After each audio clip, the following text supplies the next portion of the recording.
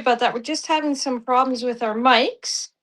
So I've switched us to our camera sound so that we can try and configure it, but you can still talk. Paul's going to be a little echoey. Always something makes it interesting. Okay. Keep talking, Paul. Can you hear me now? Well, they can. They can probably hear you. I feel like I'm an ad for a certain Yeah. cell phone carrier.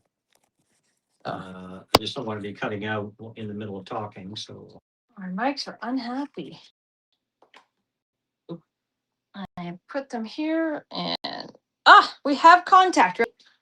there we go. There's Okay. that blue light. So 1 second, and I will switch. Chris, now, sorry about that. Thank you for letting us know. That's the one thing I can't check from sitting down. So everybody should be able to hear us now. Sorry. All right. All right. Who was it who said that? Oh. So, whoops. That was Luna. Thanks, Luna, so much for letting us know. Take a cookie from Petty Cash. Gary says sign's fine now. Thanks, Gary. It looks like you're an indie author. So I guess I'll start again from where I began. Hi, Eddie. The topic for conversation today is The Making of a Man. It is a Mercerian tale. So Mercerian tales, as I was saying earlier, there's a whole bunch of them. And if you were to look at the spine, I'll show you the spine here. There's a book number at the bottom. You'll see this one is 6.5. All your books have numbers. Why did you do that, Paul? Because I don't like having series and not being able to tell where they fit. Well, you know what? This is not our regular time, is it? No, this is for our European. So Eddie wants to know, why did we change the time of our lives? So because we're having the time of our lives. So we're still on tonight at 8 o'clock Eastern Standard Time. We do one the last Thursday of the month. We do one at this time so that people in Europe can join us without having to stay up really late. I mean, if they really want to stay up late, they could join us. We're not staying up that late. That's a bit late for us. We're in bed by 10:30. Yep. So that's why we're here today. So I see we've got a whole bunch of people joining, some very interesting usernames. I do have to fix. There's a ghost. I have to fix the camera because I am out of frame. Oh, are you? Yes. Okay. Sorry, guys. When I was mucking about, I mean, it got moved when we were playing with the microphones. Moved. Whoops. That's okay. I'll get it. We're fine. You have to... So I won't show them right now. I'll show them later. Yep. I'll back into the frame. Yep. Now, if you played that forward, it would look like I was walking forward. Because your mouse fell, it changed where the screen was. I can fix that. You keep going. There we go. Covered. So, Mercerian tales give you a little bit more information on background characters. This particular story is the background of Richard Fitzwilliam. Okay. He's an important figure in the series because he's the father of Beverly Fitzwilliam. Beverly is the main character in book 2 of the Heir to the Crown series. And her father is a very huge influence on her, but also on Gerald, who's the main character in the first book in the series. Yes. Servant of the Crown. So when I wrote this, because Beverly's story begins with Beverly's birth, I wanted to start Richard's story with his birth. And this is Richard's early life before he got married and everything. But that's where you ended up starting. You actually struggled very much to write this book. I did. Your first book that you had. Yeah, so the problem I had is I knew I wanted to tell his story, but I didn't know where to frame it. So I ended up framing it between Richard's birth and the death of Richard's father. And that worked very well as sort of bookends. Why did you do that? Story. Well, I wanted to contrast it and compare it to Beverly's story. Which I don't have here. And I'll get it. Beverly's birth and Richard, her father's birth, are similar in some respects. And but completely opposite in other ways. I don't want to give away the plot points. Yeah. But this explains a lot of things from Sword of the Crown, actually. How he knows Sir Harold, for example. Yes. But when you wrote Sword of the Crown, so when you were writing this book, there's a lot that comes up in this book you didn't know about. So you didn't have Sir Harold. You didn't in your mind know that Sir Harold was who he ended up being in this book. And this book was written 2 years later. Oh, yes. Well, so you had to back. I did, yes. Yeah. But in Sword of the Crown, Sir Harold, it's mentioned Sir Harold is brought to train Beverly to finish off her training. Yes. And you get, at that point, you learn that I'll just go through that. Lord Richard knows him. Yes. But the details of how he knows him, this is what comes up in this book. Yeah. In the Making of a Man. So that was kind of fun. Okay, we're just going to interrupt for a minute. Luna has a question. And they've written a book and they want to know how to find a legit publisher. I guess, Luna, you first have to decide, are you going to self-publish or do you want to go traditional publisher? Or a third option is actually there's a lot of indie publishers, small publishing houses that will really help you. It's kind of a hybrid between self and publishers. And then there's what we call a vanity press, whereby you're paying them to publish your book. And although we don't recommend that, if it's not within your wheelhouse to make everything possible, they could be, if they're reputable, an opportunity for you. Yeah, so the other option is, depending on how you want to proceed, some people will get an agent and the agent will pitch the book. Yeah. But they'll take a percentage for doing that. So if you are looking to be traditionally published, the route is to get an agent, which means you have to learn how to write a submission letter to an agent. And there's lots of information on how to do that. And that route, we've been told, you can experience a lot of no's because you're looking for somebody who will champion your book. So they have to have that book resonate with them. And so it doesn't mean your book's bad. It means that it doesn't resonate with them. So every no leads to a yes. Also, you want to try to target a publisher that deals with the type of book. No, you talk the agent. Agent, sorry, that deals with the type of book you are writing. From your description, that would not be, for example, someone who specializes in fantasy books or science fiction. So you want someone who does, what would you call it, lifestyle books? Yeah, nonfiction. Biographies. Yeah, nonfiction. And you just need to do a lot of research online, I think, to find someone reputable that's going to represent you, and so on. We have Mads from Scotland, and they want to know, they've just joined, what's your book all about? Well, Mads, Paul's written 36 books. So they're all about fantasy. They're all set in the same world of Eiddenwerthe, but so there are 3 main series. The longest series is the Heir to the Crown series, which is epic fantasy. And epic fantasy is about kingdom building, to put it as simple as possible. And the reason it's 8 books is there are 3 main story arcs that each takes place over a 5-book set. So you have the first 5 books. You said there was 8 books. You mean? Oh, sorry, yeah.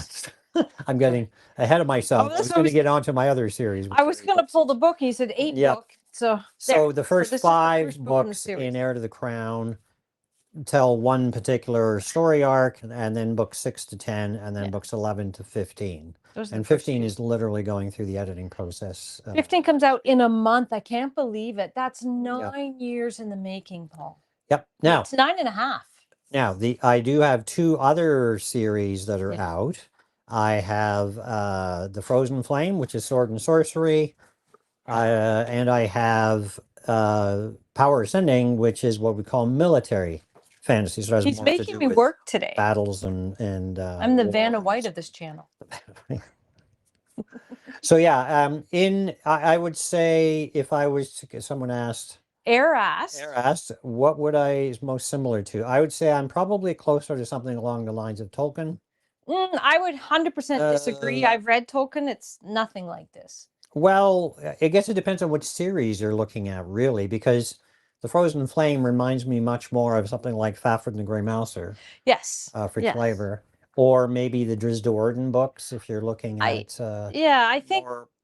Yeah, I don't know. It's hard to say because Paul is very heavy into dialogue. So there's a lot of reveals that he does through dialogue as opposed to giving grand descriptions. That's not his writing style. He wants you, the reader, to hear his words and then be able to close your eyes and imagine it and add your own things to it. Which is uncommon. So the Frozen Flame and Power Ascending series are both 8 books in length. So they're shorter, although I guess 8 books is still a pretty lengthy series. It is, yeah. Now we're going to quick fire some questions here and we'll come back. Joe wants to know, how many books do you put out a year? So it varies. Usually, the last few years, 3 to 4. Right now, we've got a couple in the editing stage. Yeah. And I've already started on technically, I guess it would be my 3rd book here. This year will probably be hopefully 4 books. Yes, that's the goal, to release 4 books this year might release 5. We'll see. Yeah. Because we held a new book back because we may be looking at going traditionally published with it. We haven't decided. I think our most prolific year we did 7 books. Okay. Some of those were shorter in length, so they're not quite the same. So Mads wants to know, if you were starting to read your collection, you'd recommend starting with the 8-book series? I think it really depends on what your tastes are. So you can read any one of my series separate from the rest. Yeah. And it works fine. There's a little bit of crossover and sort of small links that don't necessarily detract if you don't, everything's explained, but you get a little bit more out of it. As Easter eggs. It's like an Easter egg, world. Yeah. If you want to sort of ease into the world of Eiddenwerthe, you start with Servant of the Crown, which is the Heir to the Crown series. If you just want to get straight into military stuff and armies and so on, you would start with Temple Knight.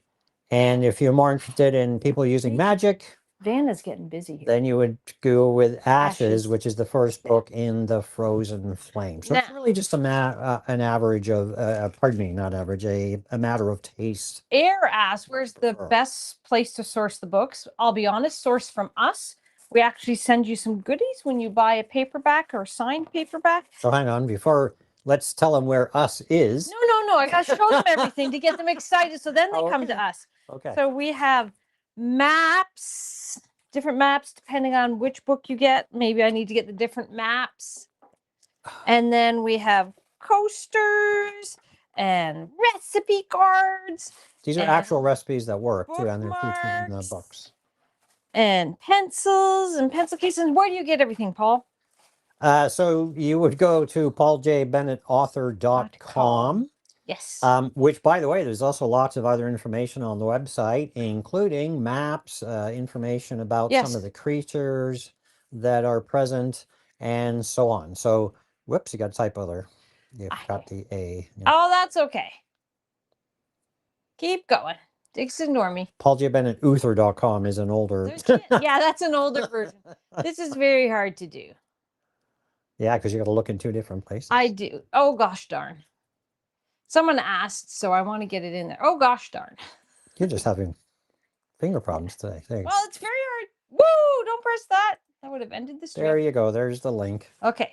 But now, having said that, you can also order the books from your favorite online retailer, or you go into a bookstore and you can order them there as well, because bookstores have the catalog available to order. They probably just won't have them in the other store. thing, if you want to try his books and you really aren't sure, you can download both these for free off the same website, pauljbennettauthor.com. They're absolutely free. Give them a try. In ebook format. Ebook format. We're not going to send you a print version for free. So Jonas wants to know, what do you think about the Stormlight Archive? Haven't read it. No. We both used to be very avid readers, but I have to say, reading, writing, and editing, because I do all the editing for Paul, which amounts to me a lot of reading. You don't read as much as you used to. I miss that. Yeah. For me, since I'm writing all day long, because I do this as a regular full-time job, I don't have the energy to read at night. Mental capacity. You just want to relax. Yeah. Amon wants to know, would you say you're an accomplished author? Well, I guess how do you define? So your definition. I think I'm accomplished. Because we've sold over 250,000 books. We've had over 500,000 downloads, but we have sold a lot of those are 50,000 books. And those 250,000, we're not counting the free ones that we give away. That's why I said 500,000 downloads. Just to clarify. And if so, by what terms do you determine a good author? But you didn't ask good author. You said well, for a good author, I think that's just a matter of taste. Yeah. What do you like in an author? I write the kind of books that I like to read. Yes. So for me, I like to know who the good guys are. I'm not into the morally gray characters, maybe occasionally a side character that's morally gray. You do have some redemption arcs. I do have some redemption arcs. I tend to like the bad guys getting their comeuppance at some point. Oh, I think in book Yeah, we won't go into which book. 5. There's a couple of spaces where bad It's guys book get 5. One gets ripped asunder. yeah, yeah. That's the best way of saying it. So yeah, that's just what I like. There's nothing wrong with the other book types. That's just what I like to read. Yeah. And so that's the way I Well, interesting. Better Dwarf says, do you like David Gemmell? I see some similarities between your books and his. I have read a couple, and you've read a couple.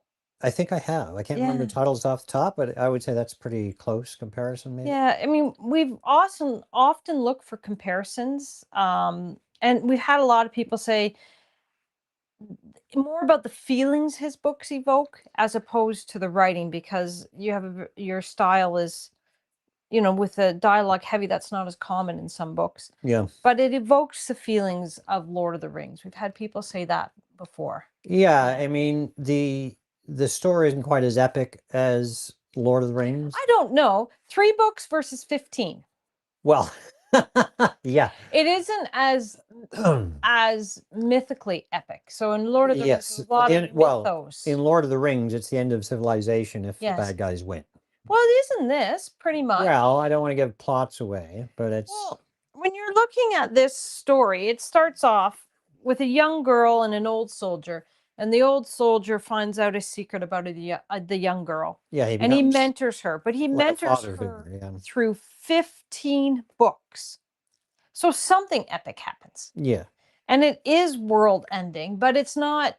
It's more like your lifestyle and like their way of life ending. The world itself isn't going to end. Exactly. But they could all be enslaved. Right? Yep. So it's very epic. And it takes a lot to get there because Paul's books are written very much, they start small and then grow bigger and bigger so that you can get to know the characters as you go along. You get to know Anna, you get to know Gerald, you get to know Anna's dog, Tempest. Tempest becomes a character that you root for. And a very important one. Yeah, and then you start to meet the characters within the book that are in the small town that they're in. So, and then the story sort of grows, and then more characters get added as the series. I was going to say, those are the characters you meet for the first half of the book. Those are the main characters, and then you meet one more, and then another. So it's a very gradual introduction, and this one starts off. The whole series starts off as more of a slice of life. If you've played D&D, I'd say it's more of a session 0. Which is exactly what this is. Yeah, except there wasn't D&D, but... Yes. So in role-playing games, tabletop role-playing games, a session 0 is where you first create your character and fill in the background. So this series, Heir to the Crown, is based on a role-playing game, not D&D, my own invention, that we ran for several years, and that's where the idea sort of came from for the overall story arc, but the details changed quite a bit. All right, we have a few more questions here. My apologies. Mads wants to know, do you ship to the UK, Scotland? Have already done it and love doing it again. Yep. This could be with you. Well, if we're going across the pond, it probably be about 2 weeks to get there. Yeah, I guess it depends on how fast. But we have free shipping in North America if you spend $125 US. It's free shipping overseas if you spend $200, and it's just because the shipping gets more expensive. It costs us about $35 to send you a few books, but if you buy enough of them, we'll cover the cost of it. Yeah. That's the website's pauljbennettauthor.com. And then Amon wants to know, I have my first book ready to print. I'm a little confused on what way to go, ebook or print or only or both. So that's a decision that you kind of have to make. The nice thing about going to ebook is you can always go to print later on. Like you can do what's called print on demand. Start with the ebooks. Ebooks will probably tend to make up the largest percentage of your sales. And there's very little overhead, but you have to make sure it's formatted correctly and so on. But there's also no overhead with print books because you can do print on demand. Right. So I'm a big I do all Paul's publishing. He does the writing, I do the publishing, and I highly recommend print books because although you have to order one copy to make sure everything works, I've done enough of them that I actually don't order one before it goes live because I know how to check and make sure it works. I just order 10 and away I go, because when you order from Amazon, you get this not for resale along the front, which I don't like because I would like to share these with people. But also, you can start doing events, and it's something that we've just started doing. We've only done 4, where we go to book events or markets, and it's an opportunity to talk to people. And how does it feel when someone comes up to you and they recognize you, Paul? Yeah, it's funny. I remember the first one we went to, we weren't even vendors. We just went to see what it was like, and somebody recognized me from TikTok. Yeah. So I would recommend you do both print and ebook. Yeah. That way it's different audiences, really. Yeah. So you're appealing to more than one audience by doing both. So Joe wants to know, would you say success can improve as you write more books? Yes, I think it's like anything else. If you are learning a sport, you wouldn't expect to be. No, success, not you. Not you improving in your writing. No, but Oh, okay. but I'm saying writing is like learning a new sport, right? The more you do it, the better you get at it. Oh, okay. So I'll use hockey as an example because hockey's in the news because of the Olympics. Yes. The more you play hockey, the better you get at playing hockey or any sport. And the same is true for writing. The more you write, the better you'll eventually get at writing. So I think, yes, I think the more you write, the better it'll go. And you'll get more comfortable with it. It's interesting. When I started writing, I thought I just did not comprehend that I could do dialogue. I thought dialogue was going to be the end of me, and it turns out that I found that it ended up being the easiest thing for me to do.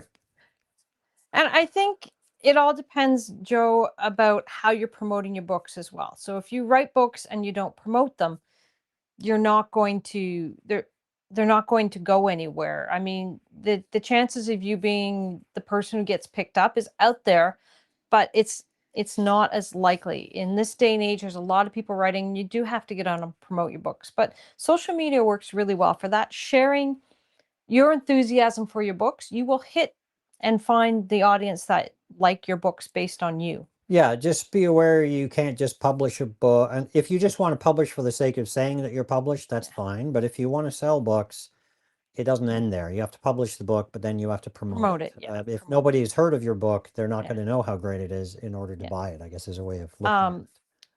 IMD wants to know where you can buy your books. PaulJBennettAuthor.com. I did put the link there if you want. It'll be higher up in the stream somewhere. Higher up in the stream. And when you buy the paperbacks online, I'll show it again. We also have signed books if you order through our website. You get a whole bunch of stuff. But you can also order through your favorite online retailer. Yes. Or, as I mentioned earlier, you can go to your local bookstore and ask them to order the books as well. You can get both the paperback and the ebook from PaulJBennettAuthor.com. And the nice thing about that is we get all the money. We don't have to share it with Amazon. We have nothing against Amazon. Or any online retailer. Or any online retailer, yes. I have a few more questions here. Sure. Just give me a second. Amon says the deal they made with the publishers was a self-published deal, and I think they still have to pay. 100 copies the first book, and then it's print on demand. And they already checked it, formatted it, ISBN and copyright, and they only part is pay them. That's actually pretty good. I'm going to say, Amon, 750 pounds. Euros, sorry. There's a big learning curve to self-publishing. Yes. So, and the fact that if you're going to get 100 books for that 750 euros, that's really good. They've done everything for you. And I'm hoping that they're there to answer questions, and then maybe you can learn from them and take it over as you go more. Say hello, Nova. Hello, Nova. Say hello, Nova. Hello, Nova. Where's Nova? Oh, Nova. Oh, sorry. I got so many screens to look at. I can't. You're not used to. I have 3 screens up there. He's not. Yes, Better Dwarf. We are seriously thinking about getting our books translated.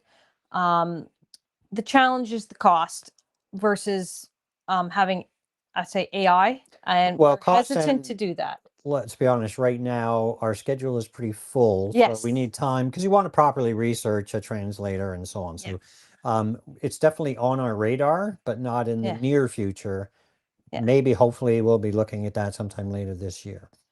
Dee wants to know what books are best to start with. So these are the first books in his 3 series. How's that sound? Yeah. I'll show them. You talk about them starting with Temple Knight, and I will show them. So Temple Knight is the story about a woman who joins a religious fighting order. Yes. And so it's military fantasy with the emphasis on military. Next, Servant. Next, we have Servant of the Crown, which is the heir to the crown, and Servant of the Crown is epic fantasy, so kingdom building and so on, although it starts off slow. Starts off as a slice of life. It's probably one of the better books to start with because it introduces you to the world very slowly. But there's Ashes, on the other hand, if you like magic, Ashes is all about magic. So yeah. It's 2 mages on the run. Well, one of them's on the run, one of them is searching for something. Yeah, one's running to and one's running from. Yeah, I guess that's a good way of looking at it. I believe that's on the back of the book. Yeah. So it's up to you where you want to start. You can read any of the series by themselves. You don't have to read all the series. If you do read all the series, there's some interconnecting plot lines that you might notice. All right. So let's go back to talking about the Heir to the Crown series and the side stories, because people always want to know, why do the books have point? So there, I'm going to come in. Can you see that? So these are the recommended reading order. Yes. In terms of the Heir to the Crown book. So if you see a book that says 6.5, you don't have to read it after book 6, but it really is meant to fit in between book 6 and 7. Yes. The only book that's really like that is Into the Forge, is the only one that kind of has to be read in that one way, because everything else is kind of in the past anyway. I guess, I mean, you do a very good job of introducing things. That's one of the things our beta readers say. If you're new to the world, Paul does a very good job of ensuring you understand it. But if you've been reading in the world, sometimes you gloss over a couple paragraphs because it's been in other books. Yeah. And it's better to have that happen than to have somebody be totally confused. At least I think that. What do you think as a reader? You want the ability to pick up any of his series and jump in? Or do you want to have to read them in a certain order? And there is no certain order. Other than the number for each series. Yeah, please go 1, 2, 3, 4, 5. You don't want to read book 7 before book 1, for example. Has anybody ever done that? Have you ever read out of order? One thing, we used to go, when we go on vacation in the summer, we used to do a lot of reading while on vacation. We go away for a week. Yes. And it always annoyed me that I would go into a bookstore, find a really interesting book. Yes. Get back to where we're staying. You read the first book and you go, oh, this is great. I want to read the second book. And then, of course, you go back to the store and they don't have. But this was before ebooks. Right. Well, I was just getting to that. Okay. The nice thing about ebooks is, as long as you've got the internet, you can literally order it directly, in some cases, from your ebook reader. Yes. So you don't have to wait, and you can get it done super quick and be on to the next book. Yes. In fact, we have links in the back of the EPUB that takes you to the next book in each series. Yes, we want to make it easier for you to do it. And so it'll take you to the link for wherever you got the first book. So if you happen to get it on Kobo, for example, the link will take you to the Kobo Out of page. all the, and I don't have them all, I was going to grab them, but then I looked at the time and we were ready to start. Yeah. Out of all the Myssarian tales, so there is Stories of the Past, then there's The Call of Magic, which I think I have that one here. Yep. That's Call of Magic, then Making of a Man. Yep. So I have the first 2. And then there is, what is 8.5? Tell you in a sec. 8.5, Honor Thy Ancestors. They're right behind you. Oh. And then Into the Forge, and then The Spark of Change. Yeah, so there we go. Spark of Change is the last one. What one do you think was your favorite to write? I mean, they're all my favorites as I'm writing them. I think I had the most fun with The Spark of Change. Well, didn't that almost inspire the whole series? Pretty close to it, yeah. So it deals with goblins. Yes. Goblins are first introduced in Guardian of the Crown. And then, just based on that sort of brief introduction, I was inspired to, because I developed pages and pages of background for how these goblins live, and I wanted to tell that story in a book format. And so the Spark of Change fit that kind of niche spot. Now, can people get your latest book, Victory of the Crown, signed? They can. How do It's they not do out that? just yet, but you would have to order it through pauljbennettauthor.com. You order the sign. There's an option for a signed book. Be aware if you're getting a signed book, if it's a gift for someone else, we need to know the name that we're signing it to. Yes, because We did have someone order, and we didn't realize Christmas it was a present, present for yeah. someone, so we just signed the person that ordered it, their name. Yes. Because we put a little, for Yes. so and so. So yeah, be aware of that if you're, as I said, you're buying it as a gift for Yes. somebody. All right. Now, we were talking about the making of a man, and Yes. also talked about how it was difficult to start that one for you.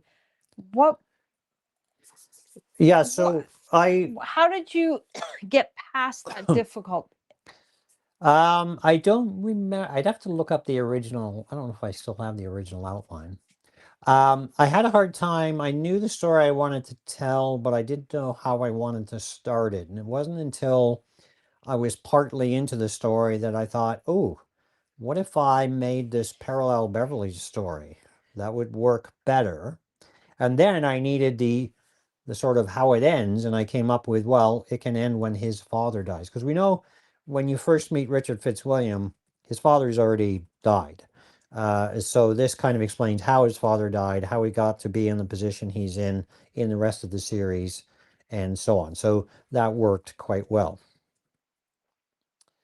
Betterdorf wants to know, did I ever think about writing outside of fantasy? Yes, I actually have a concept for a sci-fi series, which I will eventually get to, I'm hoping, but it's probably a couple years down the road because I have other series that I want to write first that take place in the fantasy world.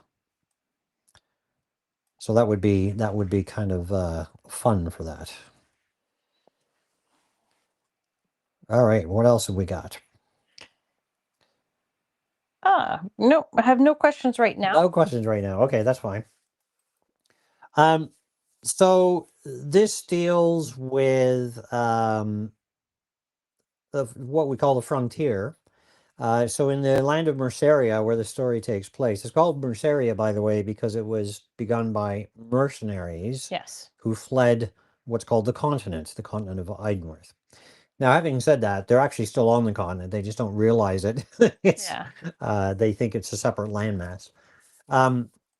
Anyway, Lord Richard is the second son of the Baron of Baden, and his older brother is going to become Baron one day. He's the spare, if you like, and he's struggling to sort of come to grips with what his place is going to be. But because of the circumstances of his birth, he just fails to get along with his father. I don't want to give away too many plot points here. Well, so it's a struggle. If they don't want to know what it's about, they can not listen. Well, some people may be more curious. You can give a little bit more. So Richard, when he dies, his mother dies in childbirth. I mean, that is the first pair. That is the very yeah. And if you look at Beverly's background, she's in the same boat. Her mother dies in childbirth. The difference is how Richard as a father reacts versus how Richard's father reacts. Complete opposite. It's a complete opposite. And so you have that the two stories start off the same and then they go in two wildly different directions. They do.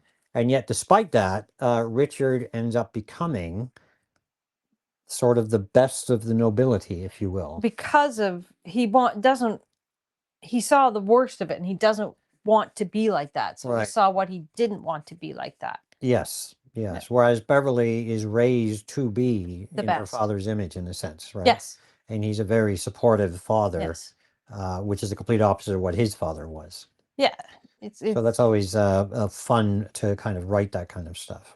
Yeah. Now, when you finished writing that, like if somebody finished reading that book, which is 6.5 in the series, can they go on to read, we'll say 8.5, or should they read books 7 and 8 first?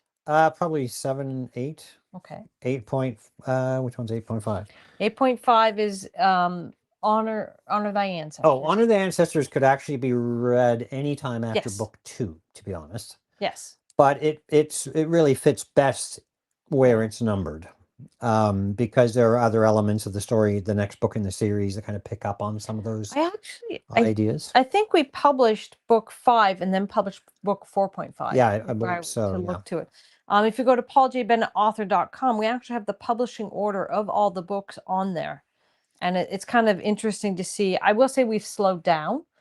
And I think the main reason we've slowed down is when you have 15 books in a series, well, actually 21. If you include Mercerian Tales. Yeah, there's a lot of continuity that you have to check, which is my job. So I can't, I'm editing Victory the Crown right now, and I literally have 5 other books open because he'll mention something. I say, I remember that, but I can't remember what book it's in. And I found a few of them, and it was good that I went back. Yeah, yeah. There's a lot to keep track of. Like I have notes on so many things. Yeah. But once again, there's just so much. I mean, that's literally millions of words. Yes. To keep track of. It's actually over 3 million. And it's always the things you don't think you're going to need again that you suddenly have to look up and go, oh, what did I do before? It's like, for example, things that you need again. How did you describe this one town 7 books ago because you come back? Yes. So he had characters coming to a town that he described in a different series. And I said, you said the streets are very cramped, so that's almost maze-like. Yeah. I said, did you describe it that way last time? And he said, yes, I did. I said, good. Now I don't have to check that. But yeah, so I have it's a trick when I take the characters to a town I've been to before, I look up the description and other than changing 1 or 2 words, I try to keep it the same. Yeah. So that's a technique. What are some things that you struggle with as you're writing, keeping constant on or keeping straight? Like, do you know what I mean? I think it varies between books. I don't know if there's one thing. I think keeping one of the things that I get often caught up on is the passage of time. Yes. So like in the last book, Victory of the Crown, there's a conversation between 2 main characters, and one is like, do you remember when this was happening?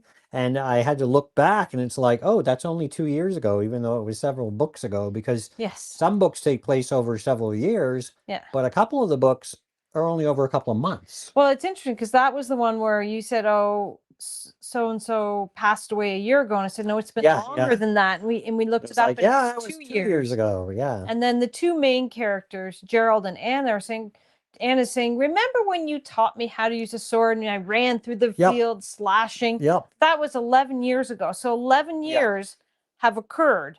But in 15 books. In 15 books. But in actually 9.5 years of real time. Yes. So that's now interesting. Having said that, book 1 has flashbacks. Yes. To go back further, but the main points are only over that short period of time.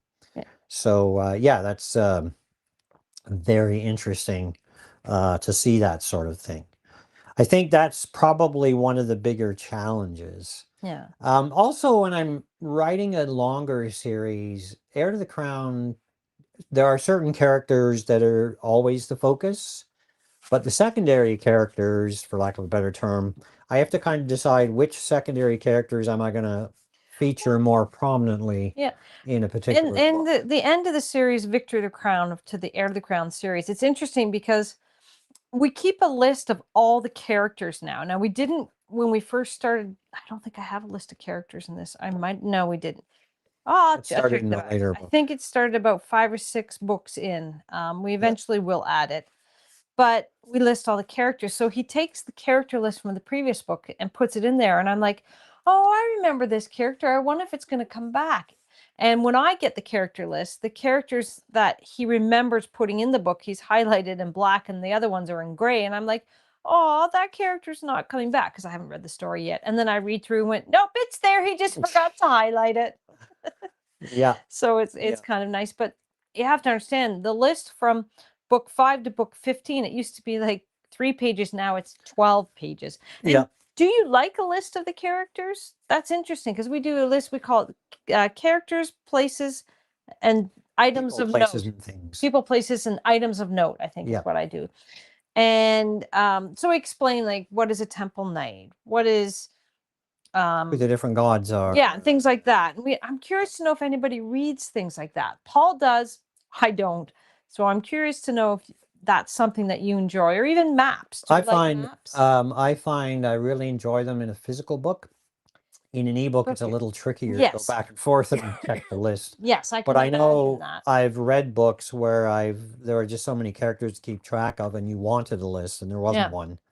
And so that can be sometimes Well, and your character names are easy too. You don't have names that are, well, more historical, so some of them can be very difficult or very similar too. yeah. So in Heir to the Crown, most of those characters have names that are Recognizable. Great Britain Yeah. inspired. Yes. So both Scottish, Irish, Yeah. English.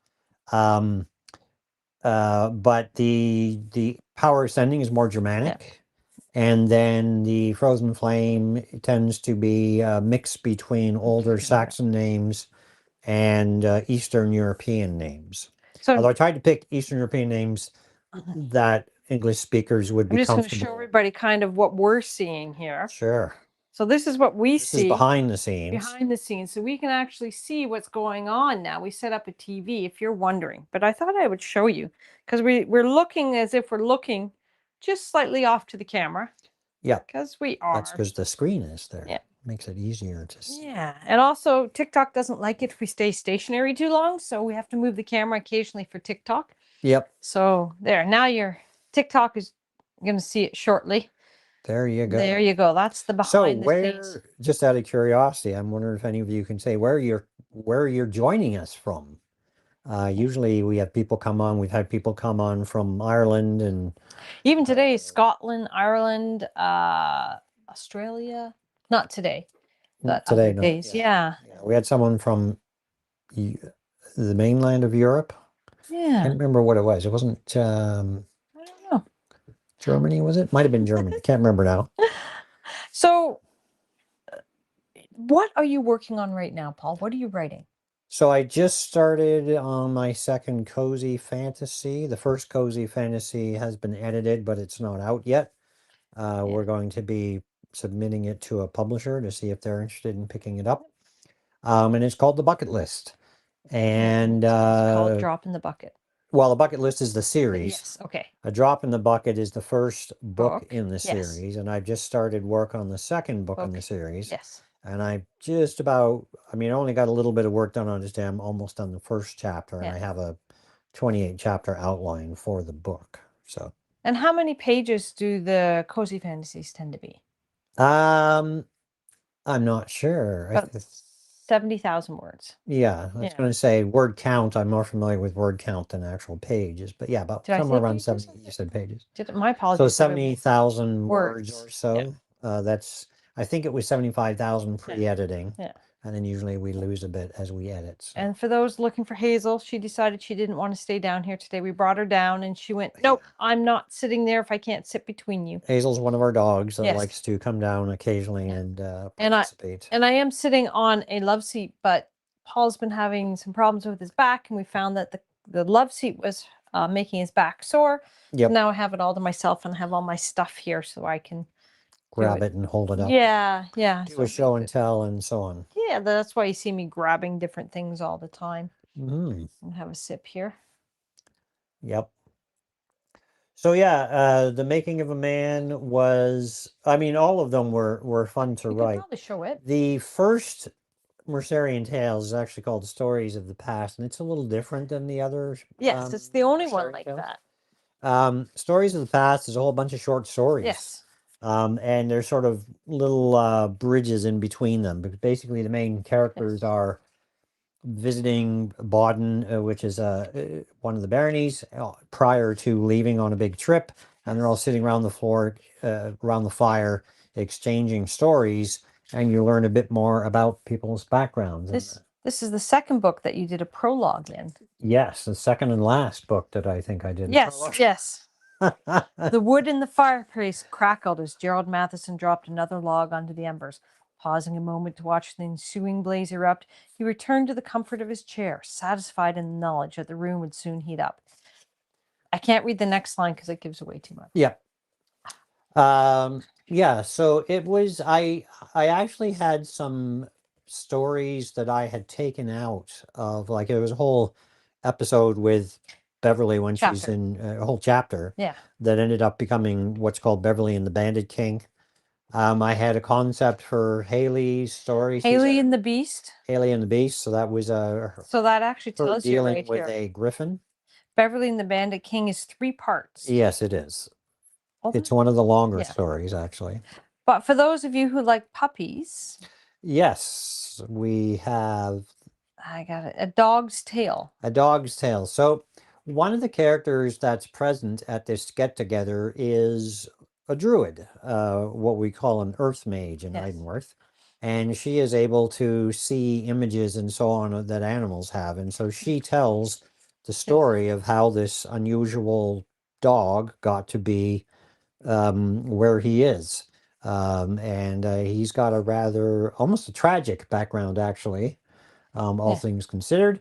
But it does answer the question, where did this rare breed Yeah. of dog come from? And Wow. and the dog Tempest makes, and Yeah. you find out why he's named Tempest. Well, yeah, it starts here.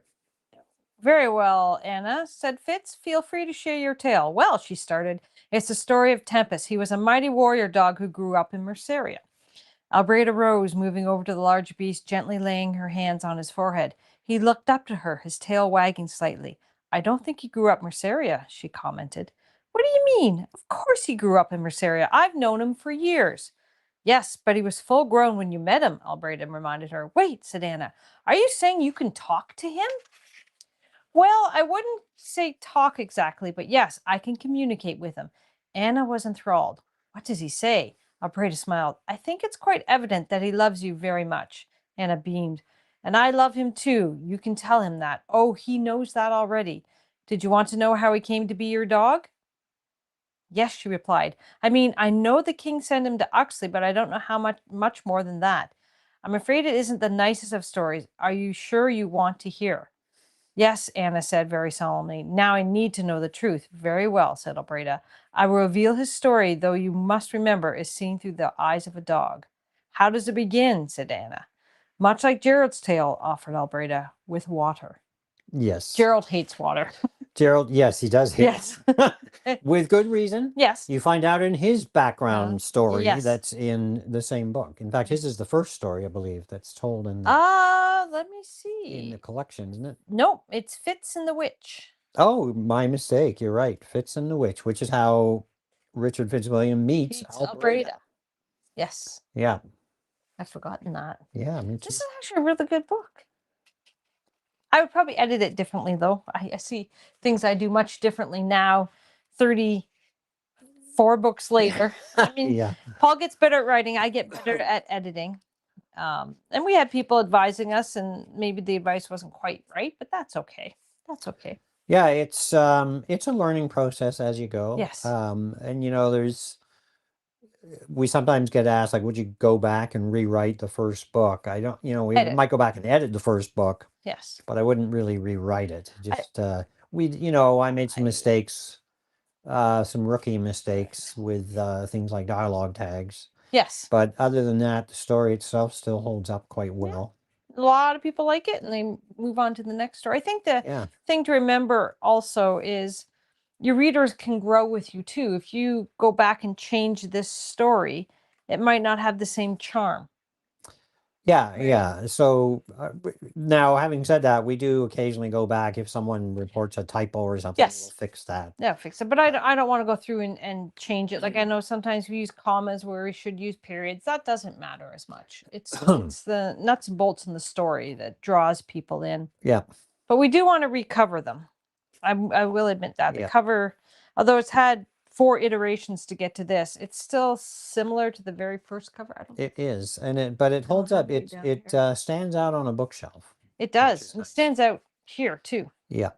So yeah, and we're not changing the covers until the whole series is done so that you can get a matching set. Yes, yes. One thing that annoys me as a reader is buying books in a series and then they change the covers 2 or 3 times by the time you get to the end of the series, which is annoying if you want it to look nice on your bookshelf. Well, I think we're just about done today. Yep, I that know it's used up our ending a time. couple minutes early, but that's okay. We're doing a second one tonight. So if you just catch this and you catch it as a video as opposed to a live stream, we're going to be tonight at 8 p.m. Eastern Standard Time. Yep. We'll be again, and we're going to talk more about the Mycerian Tales, but we're going to pick a different one of the Mycerian Tales to talk about. Right. And we want to remind you that we are streaming on Facebook, TikTok and YouTube. And if you order a book from Paul's website, pauljbennettauthor.com, we give you some extra goodies. We have bookmarks and recipe cards and maps and dice bags because we're nerds. And a whole bunch of other stuff too. So that definitely, you'll get some of that if you order it from pauljbennettauthor.com. And you can also order with his signature, and you can get his latest book, Victory of the Crown, is coming out in paperback at the end of the month. You can pre-order that as well. The end of March. End of March, yes. Yes, not the end of February. My mind's in editing, so I'm already in March. So my apologies. So feel free to go there. And if you want to just try out his books, you can try them out for free at pauljbennettauthor.com.